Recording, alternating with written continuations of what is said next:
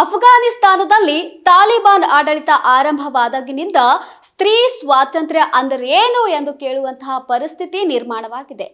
ಈ ಹುಚ್ಚು ಸರ್ಕಾರದಲ್ಲಿ ತಾಲಿಬಾನ್ಗಳು ಅಫ್ಘಾನಿಸ್ತಾನದ ಮಹಿಳೆಯರ ಸ್ಥಿತಿಯನ್ನು ಇನ್ನಷ್ಟು ಶೋಷಣೆಗೊಳಪಡಿಸುವಂತಹ ಕಾನೂನೊಂದನ್ನ ತಾಲಿಬಾನ್ ಸರ್ಕಾರ ಜಾರಿಗೆ ತಂದಿದೆ. ಅದೇನಂದ್ರೆ, ತಾಲಿಬಾನ್ಗಳ ಹೊಸ ಕಾನೂನಿನ ಅನ್ವಯ ಹೆಂಡತಿ ಗಂಡನ ದಾಸಿ, ಆಕೆಗೆ ಮನ ಬಂದಂತೆ ಹೊಡೆಯುವ ಸಂಪೂರ್ಣ ಅಧಿಕಾರವನ್ನ ಪತಿಗೆ ನೀಡಲಾಗಿದೆಯಂತೆ.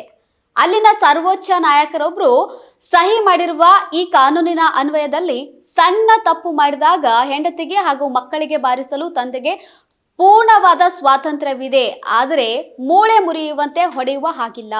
ಸಂತ್ರಸ್ತರಿಗೆ ಯಾವುದೇ ದೊಡ್ಡ ಗಾಯ ಅಥವಾ ಮೂಳೆ ಮುರಿತ ಆಗಬಾರದು ಎನ್ನಲಾಗಿದೆ. ಒಂದು ವೇಳೆ ಗಂಡ ಮೂಳೆ ಮುರಿಯುವಂತೆ ಹೆಂಡತಿಗೆ ಬಾರಿಸಿದರೆ ಗರಿಷ್ಠ 15 ದಿನಗಳ ಕಾಲ ಜೈಲು ಶಿಕ್ಷೆ ಅನುಭವಿಸಬೇಕಾಗಬಹುದು ಎಂದು ಎಚ್ಚರಿಕೆ ಕೂಡ ನೀಡಿದೆಯಂತೆ.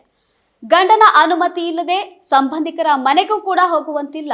ಒಂದು ವೇಳೆ ಗಂಡನ ಅನುಮತಿ ಇಲ್ಲದೆ ಹೋಗುವ ಸ್ತ್ರೀಯರಿಗೆ 3 ತಿಂಗಳ ಸೆರೆವಾಸದ ಶಿಕ್ಷೆ ವಿಧಿಸಲಾಗುವುದು ಅಂತ ಹೇಳಿ ಹೊಸ ಕಾನೂನನ್ನ ಜಾರಿಗೆ ತಂದಿದ್ದಾರೆ. ಇಂತಹ ಕಾನೂನು ನಮ್ಮ ದೇಶದಲ್ಲೇನಾದ್ರೂ ಜಾರಿಗೆ ಮಾಡಿದ್ರೆ ಆ ನಾಯಕನ ಪರಿಸ್ಥಿತಿ ಬೇರೆನೇ ಆಗಿರ್ತಿತ್ತು.